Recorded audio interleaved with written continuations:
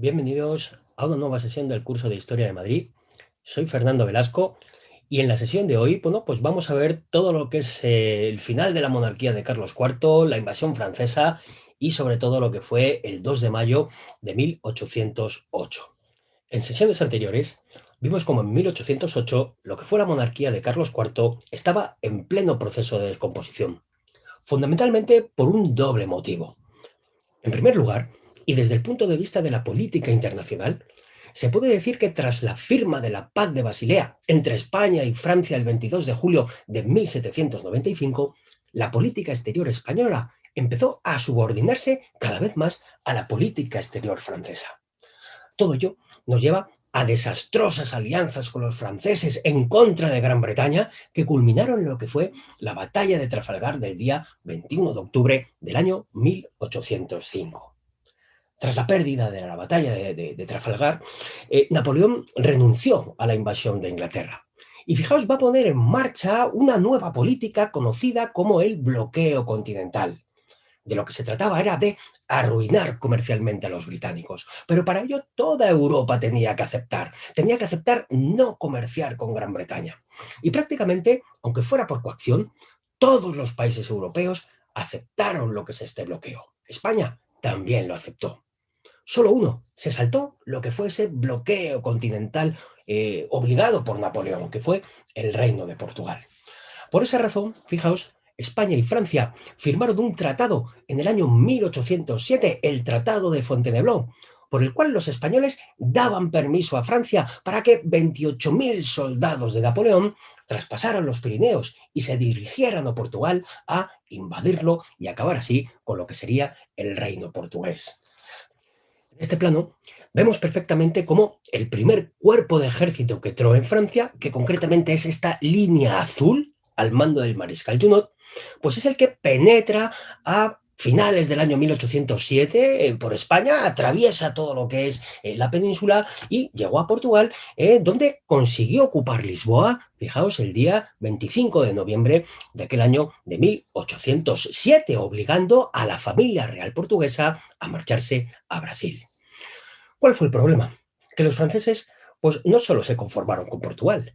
Y fijaos, a este primer cuerpo de ejército del mariscal Junot le siguieron otros cuerpos de ejército, además mucho más potentes. Y sobre todo, fijaos, al mando todos ellos del mariscal Joaquín Murat, el gran duque de Berg, el cuñado del propio Napoleón, porque estaba casado con su hermana Carolina, quien, fijaos, empezó a dirigirse peligrosamente hacia la ciudad de Madrid. Será en este momento cuando Carlos IV y Godoy entren presa de pánico y vean que Napoleón les está engañando. Por eso, fijaos, imitando incluso lo que había hecho la familia real portuguesa, pues lo que quieren hacer Carlos IV y Godoy es que toda la familia real marche a Cádiz. ¿Para qué? Para que, si las cosas se podían muy feas, coger un barco e irse a las Américas, tal y como había hecho la familia real portuguesa. Pero aparte de este factor de política internacional en lo que es esta descomposición de la monarquía de Carlos IV, también hay otro factor también muy importante. Es que además de lo que es esta invasión francesa, pues justo en ese momento lo que era la familia real también estaba en un proceso de descomposición. Principalmente, ¿por qué? Por lo que era la figura del príncipe Fernando, el futuro Fernando VII. Fijaos lo que es Fernando, el futuro Fernando VII, no se llevaba nada bien ni con sus padres, ni mucho menos con Godoy, y desde 1807 también estaba deseando dar un golpe de Estado para quitar a su padre. Ya vimos en sesiones anteriores cómo primero Fernando VII lo intentó en diciembre de 1807, mientras la corte estaba en el Escorial y mientras Carlos IV estaba gravemente enfermo, pero luego Carlos IV se recupera de lo que es esa enfermedad y los espías de Godoy abortaron lo que es este primer golpe de Fernando VII. Pero también vimos cómo Fernando VII, el futuro Fernando VII, siguió conspirando contra su padre Carlos IV. Y fijaos, estando lo que es la corte en Aranjuez, el 17 de marzo del año de 1808, justo cuando se había decretado la salida de la Casa Real hacia Cádiz, para, en el caso de que los franceses hicieran que las cosas se pusieran feas, poder irse a las Américas, pues el príncipe Fernando creyó que había llegado el momento de dar el golpe definitivo contra su padre Carlos IV y contra el gobierno de Godoy. Fijaos lo que es este motín, este golpe de Estado contra Carlos IV, que es lo que conocemos como el motín de Aranjuez. Se inicia el 17 de marzo del año 1808, acaba el día 19 de marzo, día de San José, y como os conté en sesiones anteriores, Carlos IV pasó tanto miedo que lo que hizo fue exonerar de todos sus cargos a Godoy, un Godoy que se había escondido en el desván, que acabaron haciendo preso a aquellos amotinados. Y fijaos, pues Carlos IV, como digo, preso de pánico, lo que hizo fue abdicar del trono, de tal manera que así es como Fernando VII fue proclamado rey de España por primera vez, como os estoy contando, aquel día 19 de marzo del año de 1808. Fijaos, aquí tenéis esta imagen de lo que es ese apresamiento de Godoy. La verdad es que le dieron una paliza tremenda, y de no ser por toda una serie de soldados franceses que ya había en Aranjuez, pues la verdad es que hubiera acabado bastante mal, ¿no? Lo que es este Godoy. Y aquí tenemos ya, bueno, pues a Fernando VII, una vez que es proclamado rey de España, como os estoy comentando, ese día 19 de marzo de 1808. El motín de Aranjuez fue un auténtico regalo para Napoleón. Con Godoy preso y Carlos IV totalmente desacreditado, a Napoleón ya solo le faltaba deshacerse del nuevo rey Fernando. Pero debía de hacerlo pacíficamente. ¿Por qué? Porque Napoleón no quería que los españoles le vieran como un conquistador. Para ello trazó un plan. ¿Cuál? Desacreditar al nuevo rey aprovechando lo irregular de su subida al trono, para hacer ver a los españoles que Fernando VII era incapaz de garantizar lo que era el buen gobierno del reino. El plan lo empezó a ejecutar el propio príncipe Murat, Joaquín Murat. ¿Cómo? Manteniendo una actitud totalmente distante y fría con Fernando VII, y a la vez acercándose al destronado rey Carlos IV. A través de su hija, la infanta María Luisa, la reina de Etruria, le hizo llegar una carta, Murat, a Carlos IV, en donde le decía que protestara al trono, y que si protestaba, Napoleón, emperador de los franceses, iba a estar a su lado. Y eso es lo que hizo, fijaos, el rey Carlos IV el día 21 de marzo de 1808. Protestó a su hijo Fernando VII diciendo que le devolviera el trono. Justo ese día, las tropas del mariscal Murat entraban en la ciudad de Madrid. Rápidamente, Fernando VII quiso adelantarse a los acontecimientos y volvió a Madrid el día 24 de marzo de 1808. ¿Y qué es lo que hizo Fernando VII? Pues intentar agradar en todo lo que podía a Joaquín Murat, al gran duque de Berg. Fijaos, todo lo que pedía Murat le era concedido. Incluso, fijaos, en este momento, Murat le va a pedir a Fernando VII la devolución de la espada de Francisco I, que el soldado Juan de Urbieta había cogido en lo que sería la batalla de Pavía del año 1525, cuando se hizo preso al rey Francisco I. La espada le fue devuelta a Murat. Pero ni con esas, Murat, fijaos, tenía ningún aprecio por el nuevo rey Fernando VII. Es más, Murat ni siquiera le reconoció como rey. Le dijo que esperara. ¿Que esperara a qué? A que el propio Napoleón Bonaparte en persona viniera a España, a Madrid, a reconocerle como nuevo rey. Pero todo era una trampa. ¿Por qué? Porque en los planes de Napoleón no tenía pensado ni venir a Madrid ni reunirse con Fernando en ningún otro punto de la geografía española. ¿Qué es lo que quería Napoleón? Que toda la familia real española fuera a Francia, a Bayona, y que cayeran en lo que es esa trampa, es decir, que todos ellos solitos se metieran en la boca del lobo. Y eso es lo que hicieron. Parece ser que hubo incluso una carrera entre Carlos IV y Fernando VII para ver quién llegaba antes a presencia de Napoleón. En fin, todo un auténtico desastre. Toda la familia real española se fue a Francia, excepto, fijaos, precisamente la infanta María Luisa, que tenemos aquí en pantalla, y el infantito Francisco de Paula, que vimos que era el último de los hijos de Carlos IV y María Luisa de Parma. Una vez que tanto Fernando VII como Carlos IV se fueron a Francia, pues Madrid quedó en manos del infante Antonio Pascual, recordar, el hermano de Carlos IV, pero era como si no hubiera nadie. ¿Por qué? Porque quien realmente controlaba la situación madrileña no era otro que Joaquín Murat, el gran duque de Berg, que encima fue alojado en este edificio que estáis viendo en pantalla, en el Palacio de los Secretarios de Estado, en el actual Centro de Estudios Políticos y Constitucionales, lo que mal llama a la gente ahora el Palacio de Godoy, porque fue de Godoy durante un breve periodo de tiempo, pero realmente recordar que este era el palacio que había construido Sabatini para todos aquellos que habían sido secretarios de Estado y de despacho. Pues aquí es donde Murat tenía lo que era su alojamiento. Una vez, fijaos que los reyes han ido a Francia, que los franceses están dominando la situación en Madrid, que controlan lo que es la ciudad, bueno, pues para la ciudad de Madrid se vivieron un mes y medio de una tensa calma. ¿Qué quiero decir? Pues imaginaos 20.000 soldados franceses en Madrid y en sus inmediaciones, las autoridades han desaparecido y la verdad es que todo aquello fue bueno, una situación muy tensa para Madrid y para los madrileños. Fundamentalmente por dos cosas. La primera, oye, pues tienes que alojar a 20.000 soldados. ¿Cómo se alojaron? Bueno, pues en posadas en las ciudades, en los propios cuarteles madrileños que había abandonado lo que sería previamente la tropa española. La mayoría de los cuarteles madrileños estaban vacíos. Y fijaos lo que fue el otro gran problema que tuvo lo que fue esta primera presencia de las tropas francesas en Madrid, es su abastecimiento. Es decir, es que tienes que abastecer, que dar de comer a 20.000 soldados, lo cual, bueno, pues fue bastante complicado. ¿Cómo se hizo lo que fue este abastecimiento de las tropas francesas? Mediante este sistema que estáis viendo en pantalla, mediante el llamado sistema de boletas. ¿Qué quiero decir? Fijaos, lo que era el Ayuntamiento de Madrid daba estos vales, estas boletas a los soldados franceses. Mirad, por ejemplo, aquí tenéis en pantalla dos de estas boletas, que eran de raciones de vino, de chatos de vino, para pagar en las tabernas madrileñas.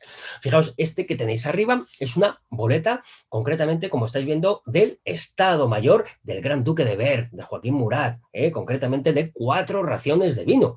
Y fijaos, lo que es la boleta que tenéis abajo es concretamente ya de lo que son los regimientos de línea, ¿no? De lo que es el ejército normal, el ejército regular, de lo que era estos soldados de ocupación franceses. Mirad, están fechados en mayo de 1808, posterior al 2 de mayo, pero bueno, antes incluso también es cuando empezó este sistema de boletas. ¿Y en qué consistía este sistema de boletas? Pues que el ayuntamiento daba estos vales a lo que serían los soldados franceses, los propios soldados franceses lo rellenaban, los soldados franceses pagaban con estas boletas en las tabernas de Madrid y luego supuestamente, ¿qué es lo que iba a ocurrir? Pues que los taberneros pasarían estas boletas a lo que sería el ayuntamiento y el ayuntamiento a su vez pagaría a los taberneros el consumo que habían hecho los franceses en la corte. La verdad es que todavía están esperando los taberneros. ¿Qué quiero decir? Que prácticamente no se pagó nada. Lo que fue el posterior 2 de mayo, el reinado de José Bonaparte, pues hizo que esto quedara en una caja olvidada en el archivo de Villa, que Rafa y yo pues vimos, descubrimos pues cuando estuvimos haciendo un libro precisamente dedicado a 1808, hace ya tiempo, en 2008, justo cuando se celebró lo que fue el bicentenario. Muy interesante, ¿verdad? Cómo se abastecían lo que son estas raciones de vino y todo este tipo de comestibles por lo que sería la ciudad de Madrid. Por lo demás, fijaos, bueno, pues comentaros que lo que fue sobre todo el mes de abril fue un mes de tensa calma. Durante este mes, bueno, pues varios soldados franceses incluso fueron asesinados por madrileños. ¿Por qué? Bueno, pues por enfrentamientos que había, una mala mirada, un comentario inapropiado a una mujer, hacía que empezaran lo que eran las tanganas y la verdad es que algunos franceses llegaron a morir justo en este mes previo a lo que sería ese 2 de mayo. Hay un caso muy curioso, concretamente el de un soldado francés que parece ser que se fue a tomar allí unos vinos a una taberna de Lavapiés. Ya veis lo que haría este pobre diablo ahí en Lavapiés. El caso es que debió empezar una trifulca entre los madrileños de la taberna y ese soldado francés y parece ser que lo mataron a lo que es este soldado francés. Y para que no descubrieran el cuerpo, lo metieron en una cuba de vino de la taberna, donde parece ser que estuvo durante prácticamente toda la guerra y posterior, porque todavía hay crónicas, ¿de acuerdo?, que dicen que muchos madrileños iban a esa taberna a pedir vino del francés, que dicen que estaba más rico. Bueno, pues cosas que ocurren, ¿de acuerdo?, en lo que es este contexto, como estáis viendo, muy, pero que muy curioso. Comentaros que, como os dije anteriormente, toda la familia real fue a Francia, todos excepto la infanta María Luisa y el infante Francisco de Paula. Pero todos debían ir a Francia. ¿Por qué? Porque no se podía permitir que quedara en España ningún miembro de la familia real en torno al que se reunificara, se reuniera lo que era una posible resistencia frente a los franceses. Así que fijaos, Joaquín Murat decretó la salida de estos dos infantes, Francisco de Paula y María Luisa, la reina de Etruria, concretamente para la mañana de aquel día 2 de mayo del año de 1808. Aquel día, a las 9 de la mañana, dos coches de caballos estaban preparados en el patio principal del Palacio Real. Al primero entró la infanta María Luisa, la reina de Etruria, acompañada por sus hijos, por un mayordomo y un edecán. Una vez que entró en el coche de caballos, partió rumbo a Bayona, Francia. El segundo coche estaba destinado al infante Francisco de Paula. Pero justo en el momento en el que iba a entrar al coche de caballos, fue entonces cuando se oyó en el palacio lo que es el famoso grito de traición. Se llevan al infante, muerta a los franceses. A la par, fijaos, mientras todo esto estaba sucediendo en el palacio, cientos de madrileños empezaron a golpear a las puertas de lo que sería el Palacio Real de Madrid. Impidieron que el infante saliera en el coche de caballos e incluso le obligaron a que saliera a saludar a la muchedumbre desde el balcón principal de lo que sería el Palacio Real. A las 9:30, fijaos, Joaquín Murat, que lo estaba viendo todo porque su alojamiento está realmente cerca de lo que es el Palacio Real de Madrid, no entendía nada de lo que estaba pasando y mandó a su edecán, Auguste Lagrange, para que llegara al palacio, para que viera lo que estaba ocurriendo. Fijaos, no pudo llegar al palacio. Es más, de no ser por un oficial de la Guardia Valona que estaba presente en la zona, pues le hubieran degollado. Cuando volvió Lagrange a lo que era ese palacio de los secretarios de Estado donde estaba Murat, pues le comentó lo que estaba ocurriendo. Y Murat, la verdad es que ya estaba totalmente furioso. E hizo, fijaos, que su jefe del Estado Mayor, el general Belliard, sacara dos batallones de lo que sería la Guardia Imperial, acompañado por dos piezas de artillería, a la zona de la actual calle Bailén, por lo tanto, a las puertas del Palacio Real. No se sabe lo que pasó. Los franceses, ¿qué es lo que dicen? Que según salieron los soldados a las puertas del palacio, bueno, pues tiradores madrileños les empezaron a disparar desde todos los lados de la zona. Para los madrileños, fueron los franceses quienes iniciaron el fuego. Lo que sí que es cierto es que no se sabe si fue unos u otros, pero llegó un momento en que los franceses hicieron dos descargas de fusilería y dispararon los cañones, causando 10 víctimas entre los madrileños agolpados a las puertas del palacio. El tumulto, el 2 de mayo, había empezado. En pantalla tenéis esta placa conmemorativa, pues que hace referencia a este primer enfrentamiento entre el pueblo de Madrid y las tropas francesas en el 2 de mayo de 1808. Lo que es la placa parece ser que está puesta exactamente en el punto donde se realizó este primer combate.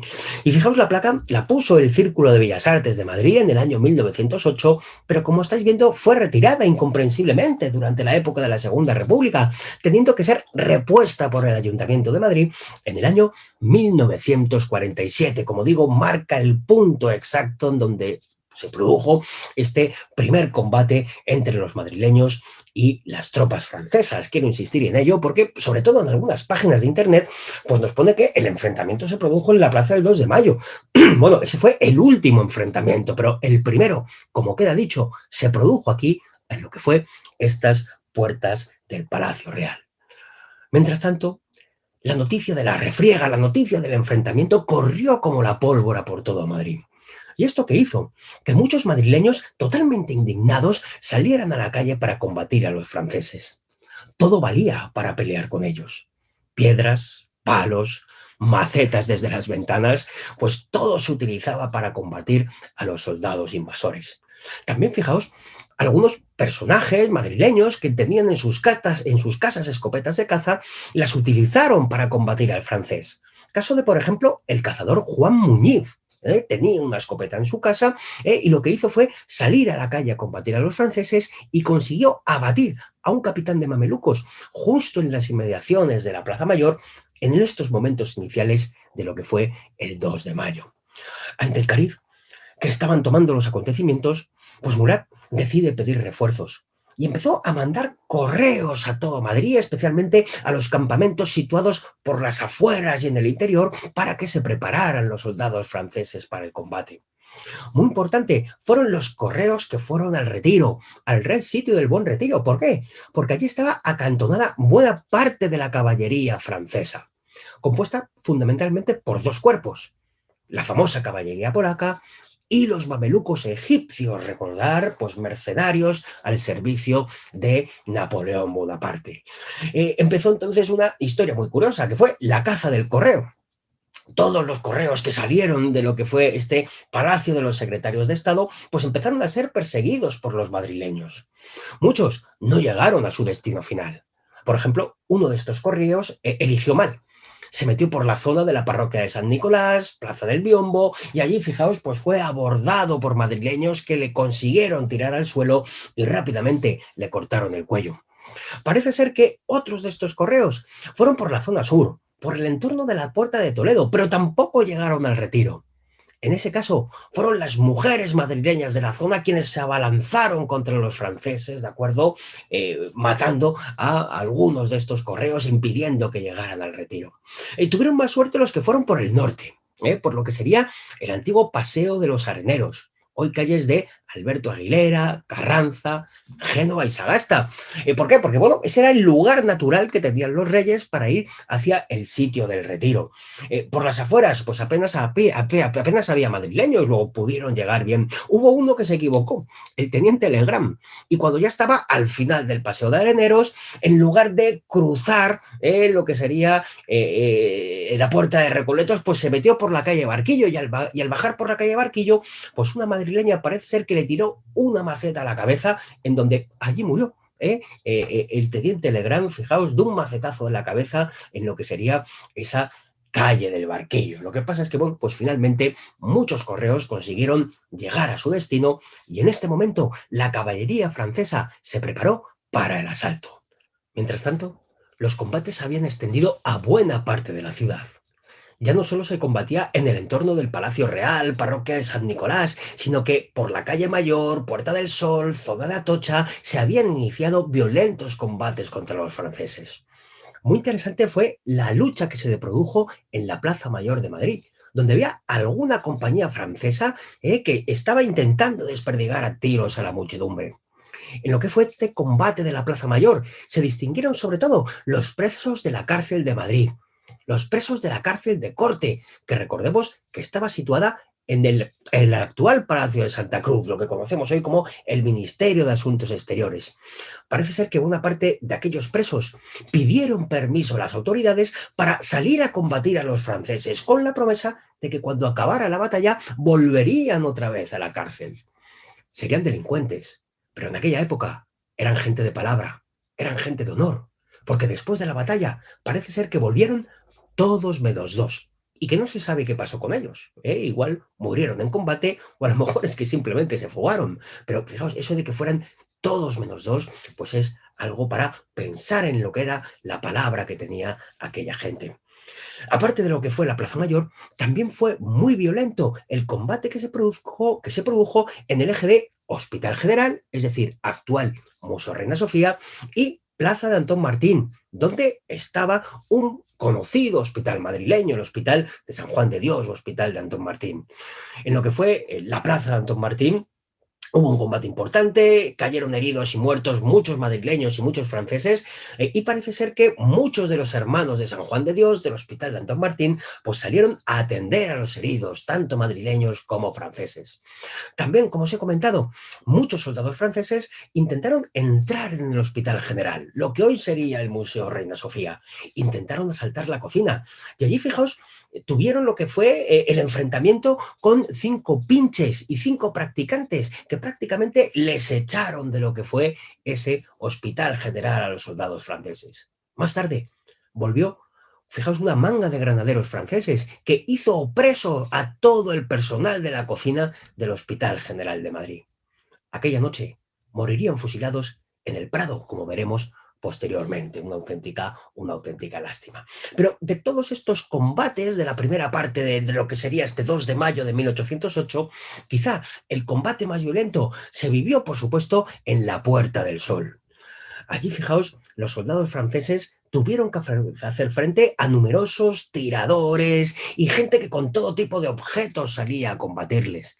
Mirad qué imagen tan bonita tenemos precisamente de lo que es este enfrentamiento en la Puerta del Sol. Como estáis viendo, se nos representa a muchos tiradores, desde todos los lados de la antigua Puerta del Sol, pues gente desde los balcones que tiraba jarrones, botijos, macetas. La verdad es que todo servía para combatir al francés. Una Puerta del Sol muy distinta, ¿verdad? Como la que tenemos en la actualidad. Fijaos, era una puerta, la Puerta del Sol antigua, que recordar que tenía una forma de rectángulo irregular, tenía una forma alargada, no como hoy, que tiene esa característica forma de semicircunferencia. Y fijaos, es muy curioso, porque de prácticamente todo lo que vemos en este grabado de la Plaza Mayor, de la Puerta del Sol, lo único que nos queda es la Real Casa de Correos, lo que sería la actual sede de la Comunidad Autónoma de Madrid. El resto, pues fijaos, ha desaparecido todo. Como estáis viendo, un caserío muy irregular que se metía en lo que sería el centro de la plaza. Al fondo, el edificio más reconocible era la iglesia del Hospital del Buen Suceso, donde también hubo importantes enfrentamientos entre franceses y madrileños.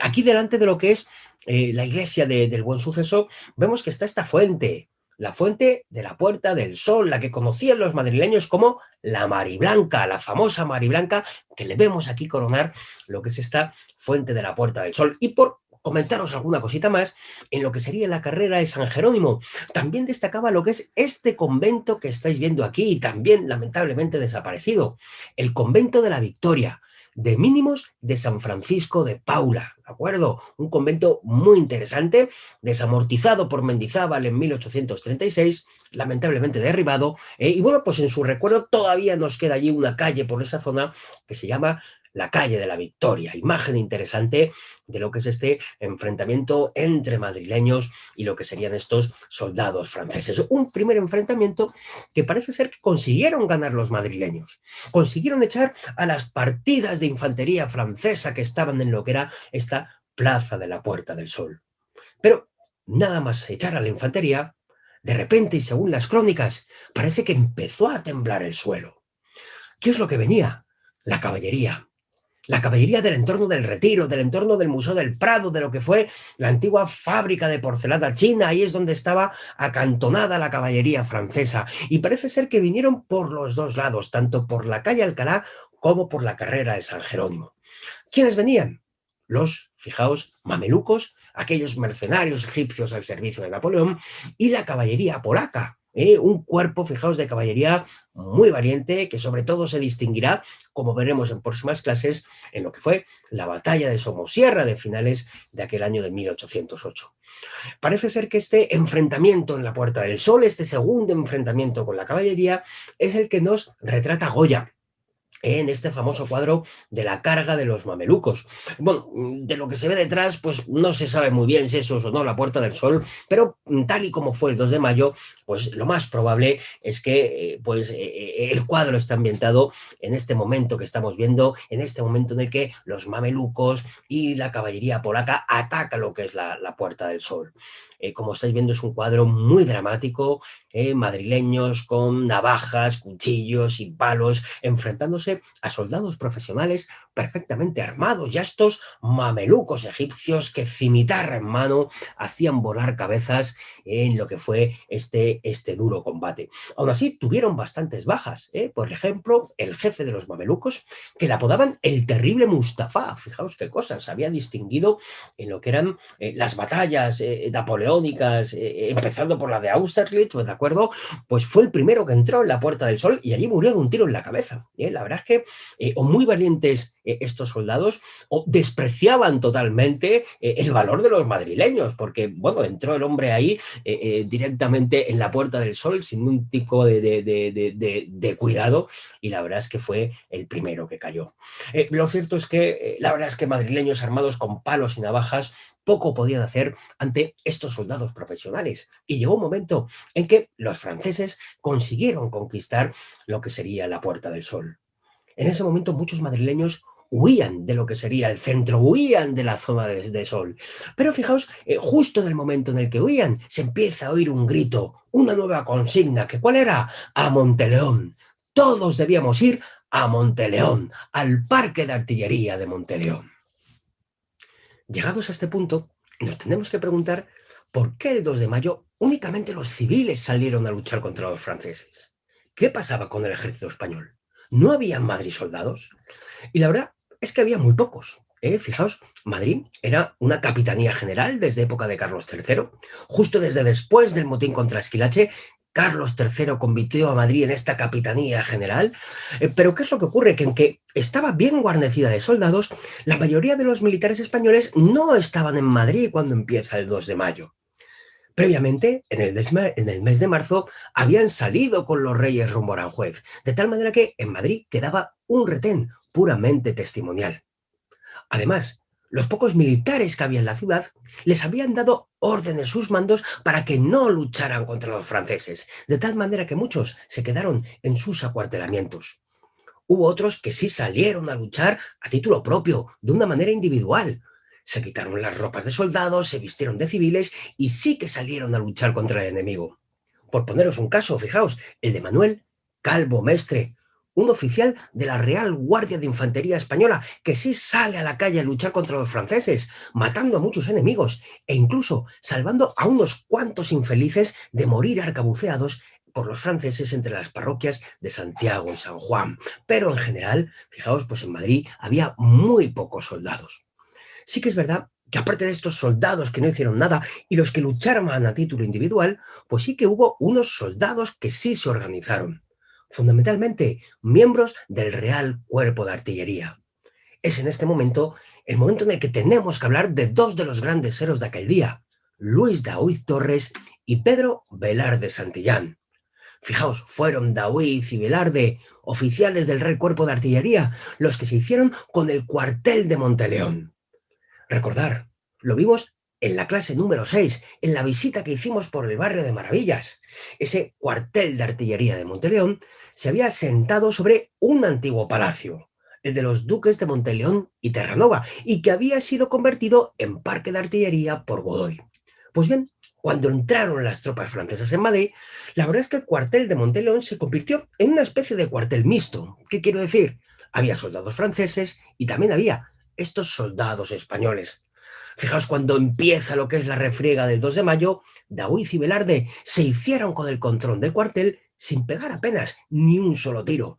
Hicieron presos a los soldados franceses que había en el cuartel y una vez que se hicieron con el control, abrieron las puertas del cuartel. ¿Para qué? Para dejar a entrar al pueblo de Madrid y armarle convenientemente porque estaban completamente seguros de que al poco tiempo llegarían los franceses. Además de estos oficiales del cuerpo de artillería, Daoíz y Velarde, también había otros soldados de infantería que habían acudido a lo que es este cuartel.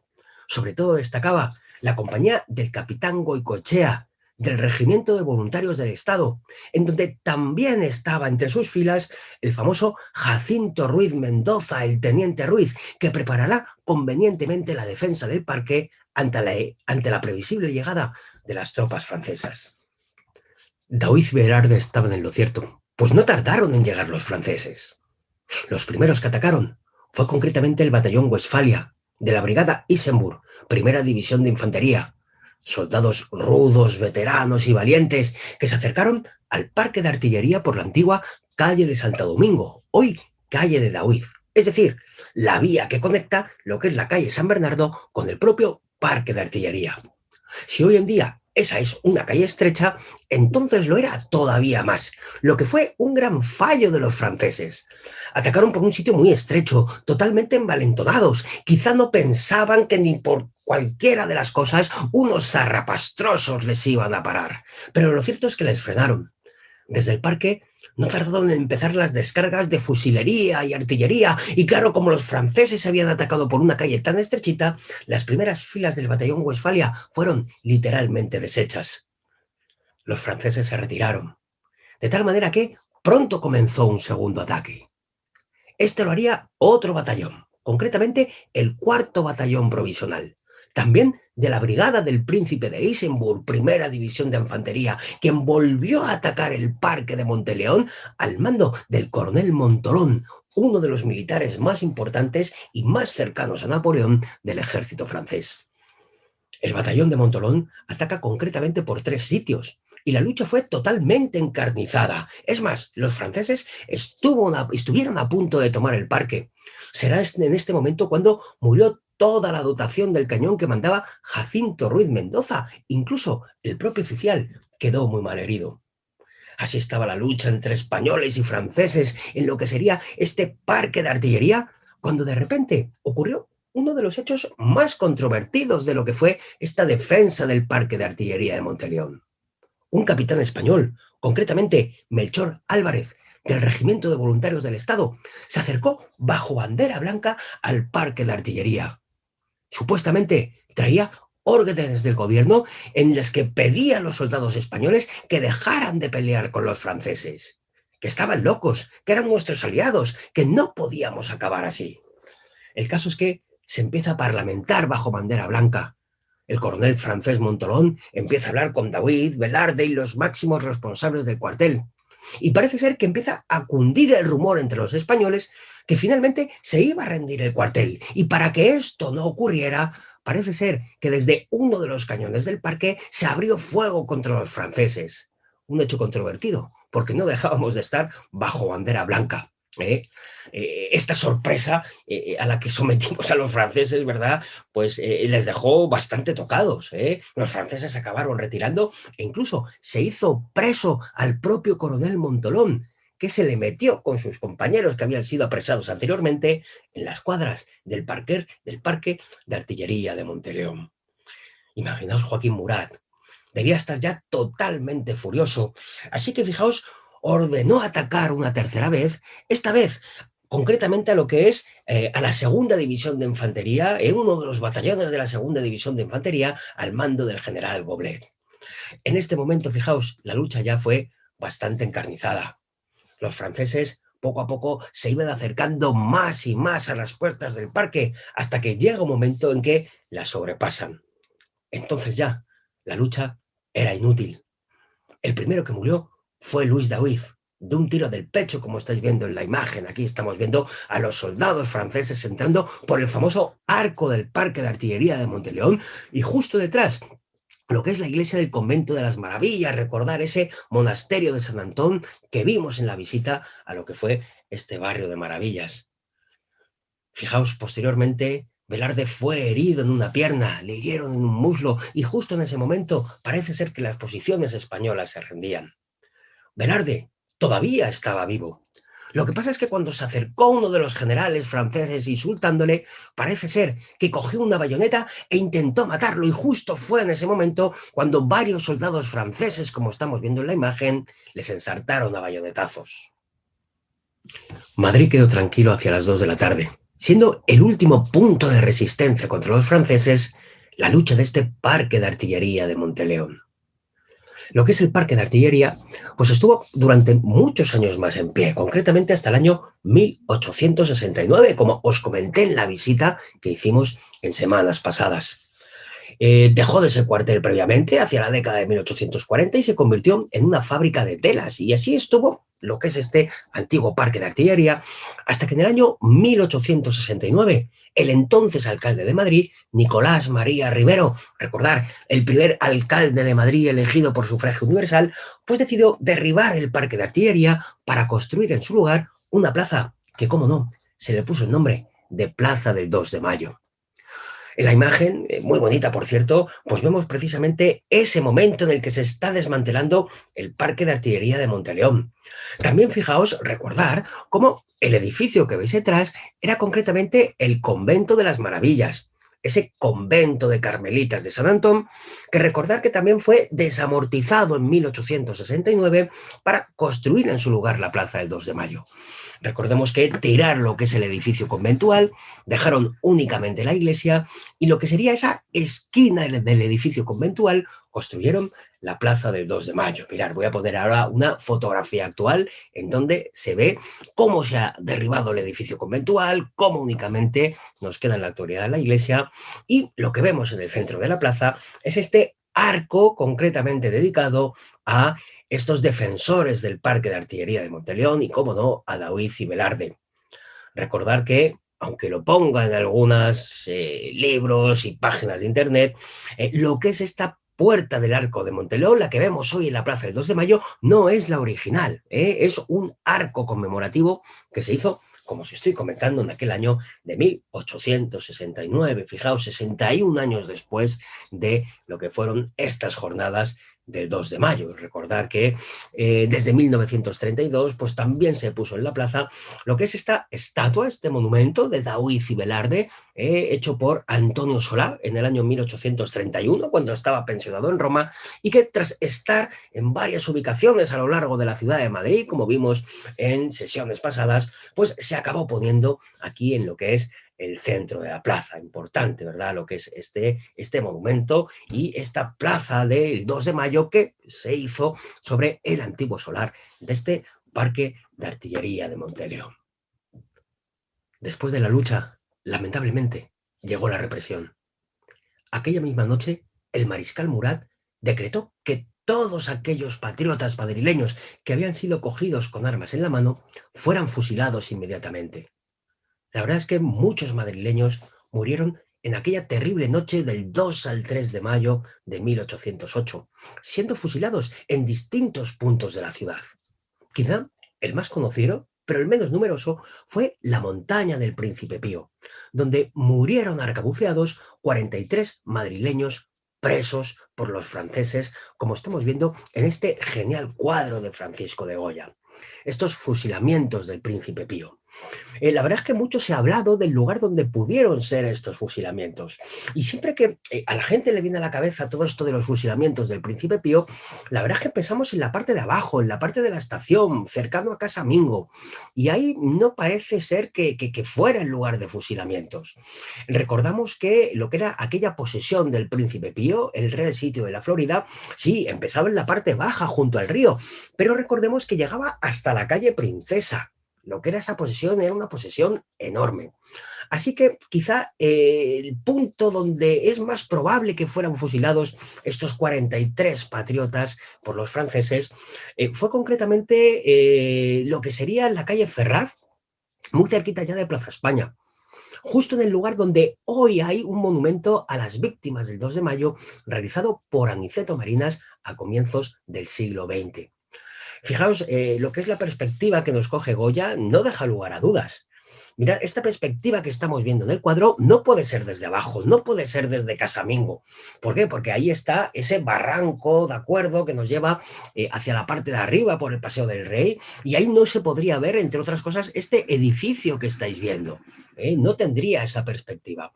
Así que es probable que si cogemos como referencia este punto de la calle Ferraz, lo que estemos viendo detrás sea la actual Plaza de España, concretamente lo que sería ese convento de San Gil que se había comenzado a construir y que más tarde se transformó en un cuartel. Es muy probable, por lo tanto, que estos fusilamientos fueran en ese entorno de la calle Ferraz.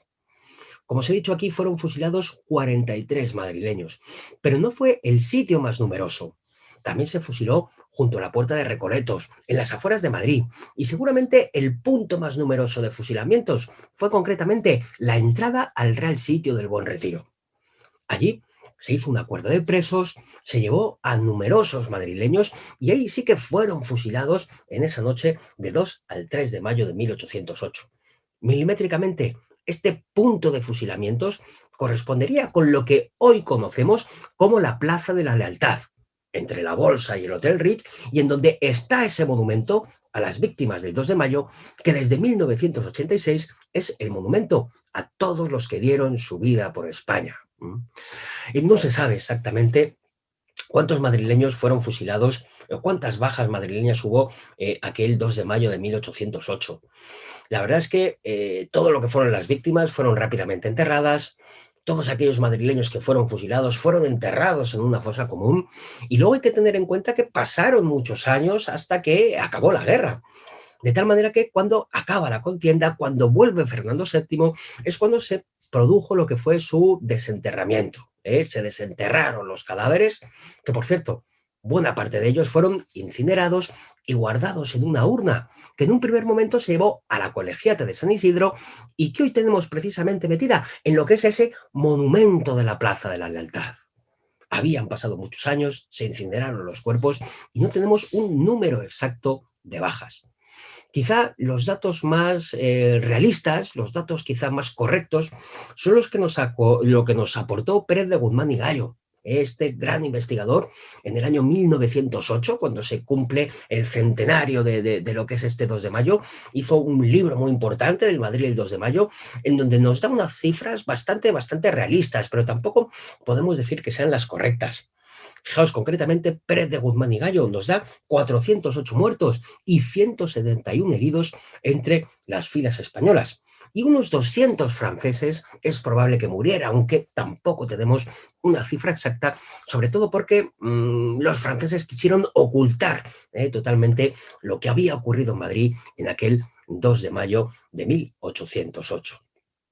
Es precisamente después de la guerra cuando empezaron a aparecer toda una serie de mitos sobre aquella jornada del 2 de mayo, que tampoco sabemos muy bien qué ocurrieran. También, fijaos, aparecieron supuestas heroínas que tampoco estuvieron en lo que fue ese 2 de mayo de 1808. La verdad es que luego todo esto se quiso engrandecer. Por ejemplo, es después de la guerra cuando aparecieron los mitos de Clara del Rey y de Manuela Malasaña, pero son mitos que claramente nada tienen que ver con la verdad. Fijaos, estas dos historias son muy interesantes, pero no son correctas. La primera de ellas es la que tiene como referencia a la famosa Manuela Malasaña. Fijaos, durante muchos años se creyó que Malasaña había muerto en el parque de artillería de Monteleón mientras daba municiones a su padre, pero luego se dieron cuenta de que la pobre Malasaña era huérfana, luego difícilmente podía dar municiones a su padre. Quizá la historia más realista de lo que es esta muerte de Malasaña la aporta su tía, años después de acabada la guerra, cuando va a pedir una medalla y una pensión por la muerte de su sobrina, y en donde nos dice que la buena de Manuela Malasaña pues realmente no murió en el parque de artillería luchando, sino que era una costurera de lo que era ese barrio de maravillas, que acudía a su casa, la cogieron unos soldados franceses, la cogieron unas tijeras enormes propias de su oficio de costurera y le aplicaron ese bando del mariscal Murat, que cualquier persona que fuera cogida con armas en la mano sería fusilada inmediatamente. Es decir, no es correcta esa leyenda que atribuye que muere ahí en lo que es luchando en el parque de artillería. También hay otra leyenda sobre Clara del Rey. Como estáis viendo, en lo que es esta plaquita que tiene el Ayuntamiento de Madrid, dice que murió defendiendo la artillería el 2 de mayo de 1808 en el cuartel de Monteleón. Y tampoco es verdad. ¿Por qué? Porque en el archivo de Villa, nos hemos encontrado su verdadera historia. Fijaos, la pobre Clara del Rey no muere en el parque de artillería. Los que fueron a luchar al parque de artillería fueron sus hijos.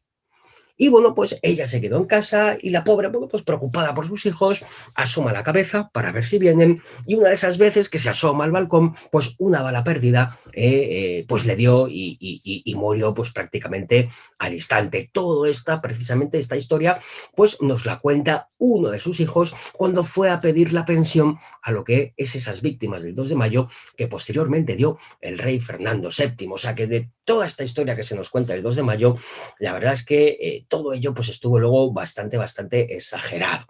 O por lo menos buena parte de estos mitos no se corresponden con lo que fue la realidad. Aún así, hay que decir que el pueblo de Madrid se comportó muy valientemente en lo que es la lucha contra los franceses, y aunque los propios franceses no les consta lo que es este levantamiento del 2 de mayo, a la historia ha pasado como algo sin importancia, pues sí que es verdad que es muy importante para la evolución posterior de lo que es esta guerra de la independencia. ¿Por qué? Porque el 2 de mayo hizo prender la mecha de la guerra, lo que es el levantamiento general contra los franceses. Al día siguiente, Andrés Torrejón, el alcalde de Móstoles, declara la guerra a los franceses y a partir de ahí toda España se levanta contra lo que sería el invasor. ¿Y nuestros dos reyes dónde estaban? Pues fijaos, ahí estaban en Bayona, reunidos con Napoleón. Recordar que allí habían acudido para ver quién iba a ser el siguiente rey de España, en esa comida o reunión que iban a hacer con el emperador francés. La verdad es que probablemente este sea uno de los hechos más bochornosos de toda nuestra historia, lo que fueron estas abdicaciones de Bayona.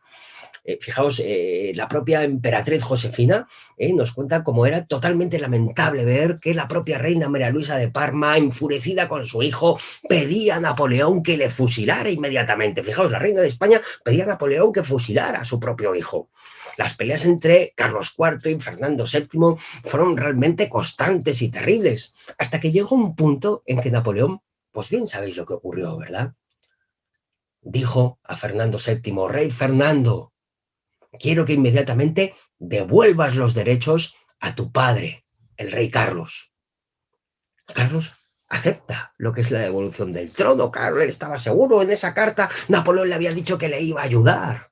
Pero lo que no sabía Carlos IV es que acto seguido Napoleón le pidió que también abdicara de los derechos del trono y que se los diera al propio Napoleón Bonaparte. Todos sabéis lo que ocurre. Napoleón recibe los derechos al trono de España, pero lo que hace es dárselos a lo que sería su hermano José, José Bonaparte, que se convertirá en rey de España con el nombre de José I, iniciándose lo que es un breve reinado que estará durante todo lo que será esta guerra de la independencia. Aquí, fijaos, finalizamos lo que es nuestra clase, dejándolo a las puertas de otro periodo no menos interesante, como es el reinado de José I Bonaparte, en donde veremos que se harán importantes reformas en lo que es la ciudad de Madrid. Muchas gracias por vuestra asistencia y espero que os haya gustado.